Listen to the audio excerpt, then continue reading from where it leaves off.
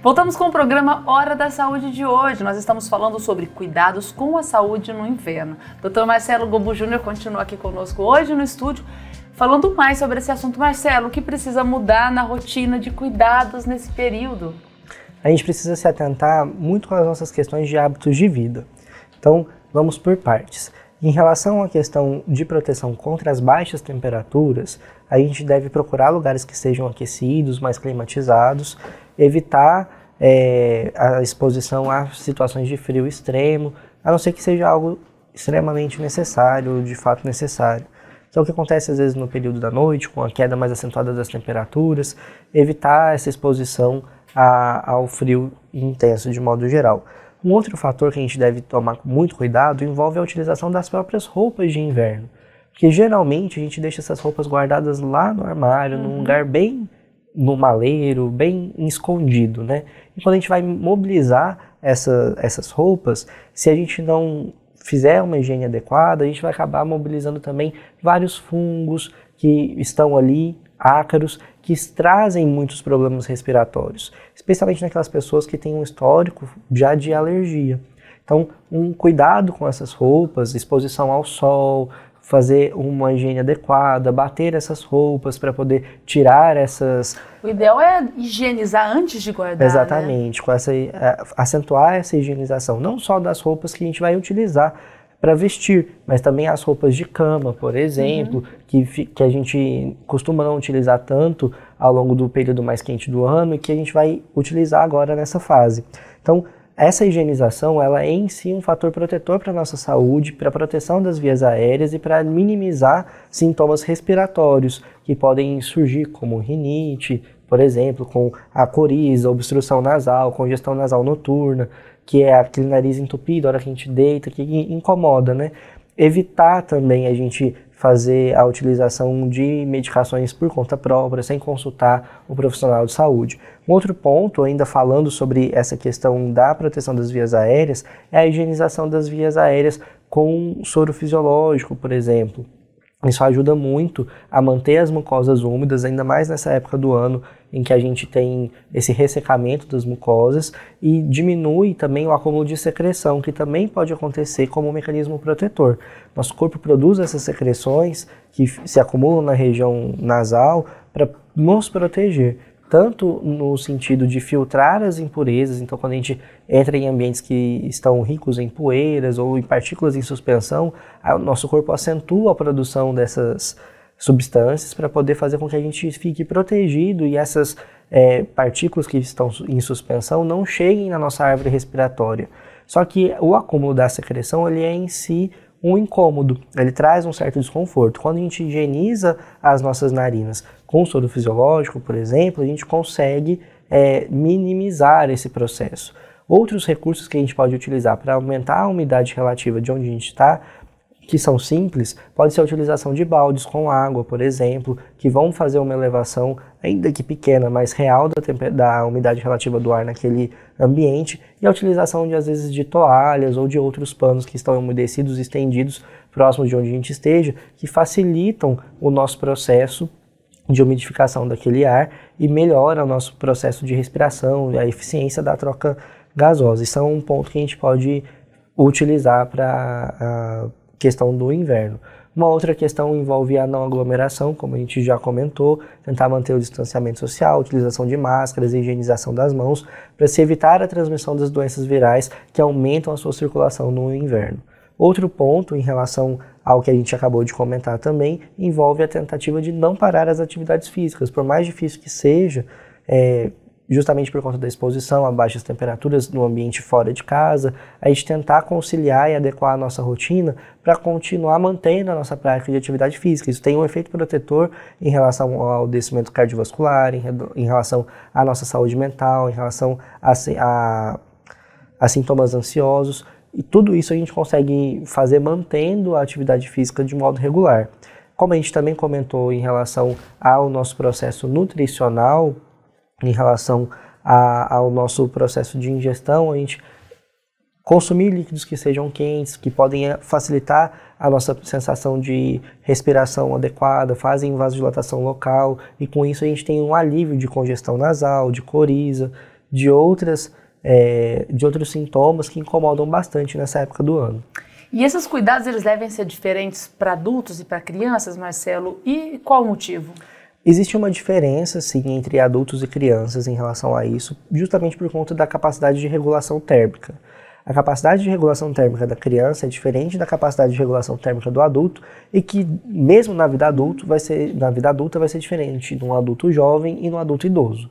Então, a gente precisa se atentar para esses parâmetros. A criança, ela tem uma dificuldade de regulação de temperatura um pouco maior do que um adulto, por exemplo, ou que uma criança que já esteja em idade escolar, pré-escolar. Então, um bebê ele tem uma dificuldade maior de regulação térmica. É por isso que as crianças, nessa época do ano, precisam de uma atenção especial em relação ao seu controle de temperatura. A criança ela nasce com uma necessidade de manutenção do calor muito maior do que uma criança um pouquinho maior, que já não esteja mais na fase de lactação, justamente por conta das reservas de gordura e do tipo de gordura que a criança tem. Já o idoso, por si só, geralmente tem uma perda de tecido adiposo, do tecido de gordura muito grande, além da perda muscular. Então, o idoso ele também é mais sensível ao frio. E geralmente nessa faixa etária a gente também já tem um acúmulo do dano cardiovascular, das doenças arteriais e venosas que são periféricas e que acabam tendo uma influência da temperatura de modo muito grande. Então, para os idosos é necessário também ter uma atenção especial em relação à manutenção da temperatura corporal durante o frio, para essa regulação. E o idoso às vezes pode ter uma dificuldade na percepção desse contraste de temperatura, justamente porque os mecanismos de sensibilidade, de percepção, estão mais alterados. Então, para quem tem idoso em casa, para quem cuida de idoso, ou se você é idoso e está assistindo a gente, vale a pena ficar atento a essa questão de se cuidar durante o frio, de observar as extremidades, especialmente se é um idoso que tem alguma alteração vascular ou alguma alteração neurológica, uma neuropatia, que pode estar associada ou não ao diabetes ou ter outra causa, porque geralmente nessas condições a nossa sensibilidade das regiões periféricas muda, e com essa sensibilidade modificada, a gente pode ter lesões e não perceber que está havendo lesões, mesmo as lesões que são causadas por questões térmicas, como por exemplo aquelas de vasoconstrição que a gente comentou, que em regiões extremamente frias ou situações de extremo frio podem acontecer, como tem acontecido esse frio mais intenso no nosso país e inclusive com uma previsão de que nos próximos dias a gente enfrente uma sensação térmica muito mais intensa do que todas as outras deste último século. Marcelo, por que a ingestão de água e alimentação também precisam receber um cuidado especial? A gente falou sobre isso no bloco anterior, mas gostaria que você falasse mais. Qual a importância? A gente precisa muito da manutenção da quantidade de líquidos que a gente ingere, fazendo um balanço que seja suficiente para manter o nosso corpo bem hidratado e a nossa função física bem regulada. É necessário que a gente faça uma observação aqui. Condições em saúde cuja a retenção do líquido pode ser danosa precisam ser muito bem observadas, porque, por exemplo, a gente fala que é necessário beber água, mas indivíduos que têm insuficiência renal crônica, que podem estar em um momento de restrição líquida muito grande, precisam observar isso atentamente. Indivíduos que têm alterações cardíacas, insuficiência cardíaca, dependendo do perfil e do grau de acometimento, precisam de ter um volume de líquido, de ingestão líquida bastante reservado, com um controle muito bom. Outras condições que alterem a permeabilidade vascular, que permitam a formação de ascite, por exemplo, que é o acúmulo de líquido na cavidade abdominal, ou edema pulmonar, líquido na cavidade dos pulmões. A gente precisa tomar cuidado nessas condições em saúde para que a gente tenha uma ingesta de líquido que seja suficiente, mas que não seja excessiva. Então, vale a pena a gente consultar um profissional de saúde e ir na unidade básica de saúde e se informar em relação às nossas próprias condições de saúde para poder tomar cuidado com isso. Mas também vale a pena ressaltar que a gente tem essa tendência a não beber tanta água nessa época do ano e procurar fazer isso. Então, se eu sou jovem, se eu não tenho nenhuma comorbidade, se eu não tenho nenhum problema de saúde, é importante que eu beba água, que eu me hidrate bem, mesmo nessa época do ano, para que eu possa ter as minhas funções físicas bem preservadas. E a pele, Marcelo? Quais são os cuidados específicos com a pele? O filtro solar, ele é realmente necessário também nesse período? Aqui a gente tem uma questão bastante traiçoeira, vamos dizer assim. Por conta do frio, a gente pensa que o dano em relação à nossa pele vai estar preservado, porque a gente não sente tanto calor, é como se o sol não fizesse tanto efeito nessa época do ano. Como se ele fosse mais fraco. Como se ele fosse mais fraco, mas não é o que acontece. Então a radiação solar, ela continua intensa, mesmo nessa época do inverno. Então faz parte dos cuidados que a gente precisa ter na nossa saúde a observação quanto à utilização do filtro solar, independente da nossa faixa etária. Então, sim, cuidados com a pele precisam ser observados nessa época do ano, com manutenção da utilização do filtro solar sempre. Outras questões com a nossa pele que envolvem essa atenção especial no inverno são aqueles cuidados com a hidratação que a gente mencionou no bloco anterior. Então, a gente fazer a utilização de cremes hidratantes, evitar banhos quentes prolongados ou com a temperatura muito excessiva, excessivamente elevada, evitar a utilização de produtos que sejam abrasivos, que aumentem a irritação da pele, evitar coçar. Uma coisa que acontece bastante é a sensação de prurido por conta do ressecamento da pele. Então, quanto mais ressecada a pele fica, mais a gente tem a tendência a querer coçar essa pele.